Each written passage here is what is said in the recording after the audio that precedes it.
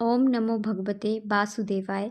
प्रिय भक्तजनों, आज हम आपको श्री सत्यनारायण कथा का पहला अध्याय सुनाने जा रहे हैं। शास्त्रों में बताया गया है कि सत्यनारायण व्रत कथा का पाठ करने से व्यक्ति को 1000 यज्ञ करने के बराबर पुण्य फल की प्राप्ति होती है। सत्यनारायण भगवान व्रत कथा में भगवान विष्णु के सत्य स्वरूप के बारे में बताया गया है और इस व्रत का पाठ करने से घर में सुख समृद्धि का वास होता है और भगवान विष्णु की कृपा बनी रहती है। एक समय की बात है, नैर्षिण्य तीर्थ में सोनिकादि 88,000 ऋषियों ने श्री सूत जी से पूछा, हे प्रभु, इस कलयुग में वेद विद्या रहित मनुष्य को प्रभु भक्ति किस प्रकार मिल सकती है तथा उनका उद्धार कैसे होगा। हे मुनिश्रेष्ठ, कोई ऐसा तप बताइए जिससे थोड़े समय में ही पुण्य मिले और मनवांछित फल भी मिल जाए। इस प्रकार की कथा सुनने की हम इच्छा रखते हैं। सर्व शास्त्रों के ज्ञाता सूत जी बोले, हे वैष्णवों, मैं पूज्य आप सभी से प्राणियों के हित की बात पूछी है, इसलिए मैं एक ऐसे श्रेष्ठ व्रत को आपको बताऊंगी जिसे नारद जी ने लक्ष्मी नारायण जी से पूछा था और लक्ष्मीपति ने मुनि श्रेष्ठ नारद जी से कहा था। आप सब इसे ध्यान से सुनिए। एक समय की बात है, योगीराज नारद जी दूसरों के हित की इच्छा लिए अनेकों लोकों में घूमते हुए मृत्यु लोक में आ पहुँचे। यहाँ उन्होंने अनेक योनियों में जन्मे प्राय सभी मनुष्यों को अपने कर्मों द्वारा अनेकों दुखों से पीड़ित देखा। उनका दुख देख नारद जी सोचने लगे कि ऐसा यत्न किया जाए जिसके करने से निश्चय रूप से मानव के दुखों का अंत हो जाए।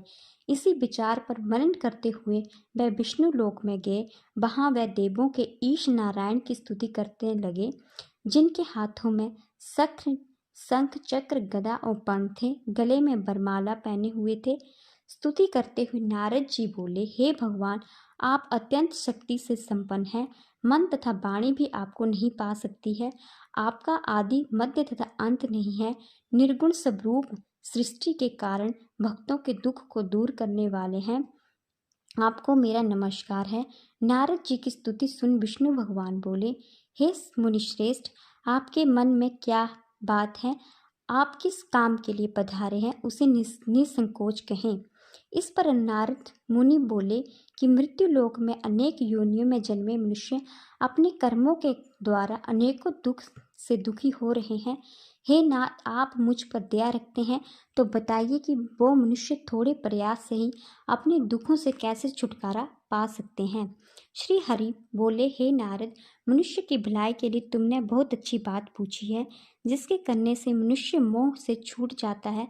वह बात मैं कहता हूँ, उसे सुनो।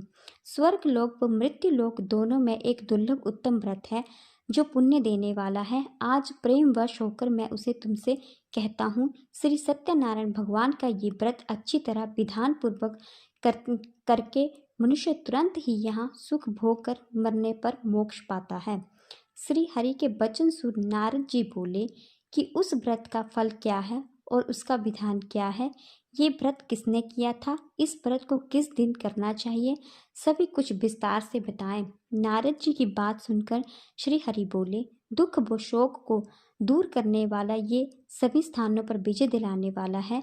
मानव को भक्ति व श्रद्धा के साथ शाम को श्री सत्यनारायण की पूजा धर्म परायण होकर ब्राह्मणों व बंधुओं के साथ करनी चाहिए। भक्तिवाद से ही नैवेद्य केले का फल, घी, दूध और गेहूं का आटा सवाया लें। गेहूं के स्थान पर साठी का आटा, शक्कर तथा गुड़ लेकर वह सभी भक्षण योग्य पदार्थों को मिलाकर भगवान का भोग लगाएं। ब्राह्मणों सहित बंधु बांधवों को भी भोजन कराएं। उसके बाद स्वयं भोजन करें। भजन कीर्तन के साथ भगवान की भक्ति में लीन हो जाएं। इस तरह से सत्यनारायण भगवान का ये व्रत करने पर मनुष्य की सभी इच्छाएं निश्चय रूप से पूरी होती हैं।